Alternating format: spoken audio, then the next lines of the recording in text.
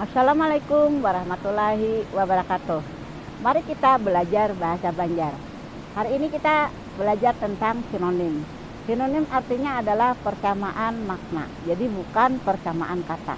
Dulu anak-anak sering menyebut bahwa sinonim itu adalah persamaan kata. Itu jelas salah, karena katanya tidak sama. Yang sama itu adalah makna. Di dalam semantik, setiap bentuk yang berbeda, maka maknanya pasti berbeda. Jadi walaupun maknanya sama, tetap ada perbedaan.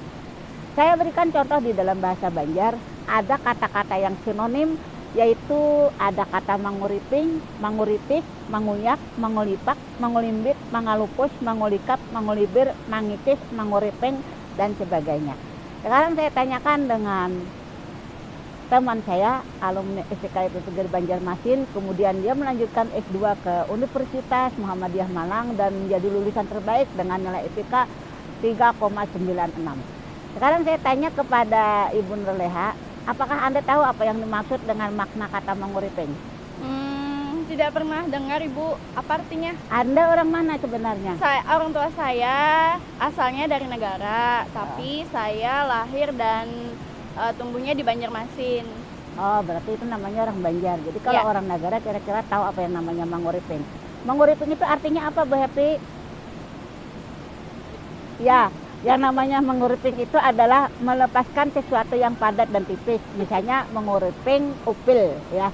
Nah, kemudian yang kedua adalah menguritis. Apa artinya menguritis?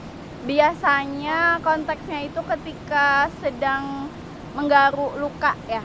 Nah, melepaskan pakai kuku jari, menguritis. Oh, ya, ya. Nah, kemudian menguyak, apa artinya? Mengupas? Iya, melepaskan. Oh, Jadi misalnya melepaskan. kulit dilepaskan. Mengulipak,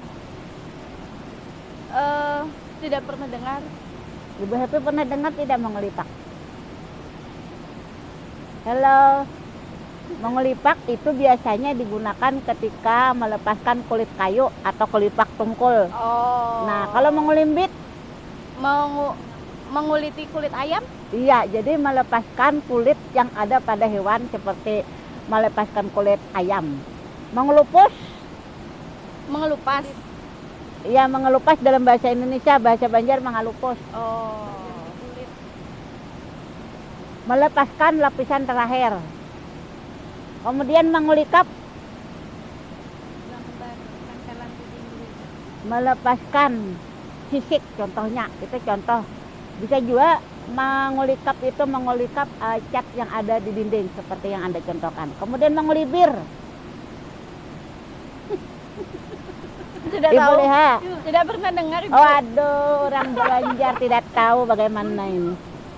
Mengulibir itu adalah melepaskan kulit bawang yang tipis, itu mengulibir. Oh. Mengikis,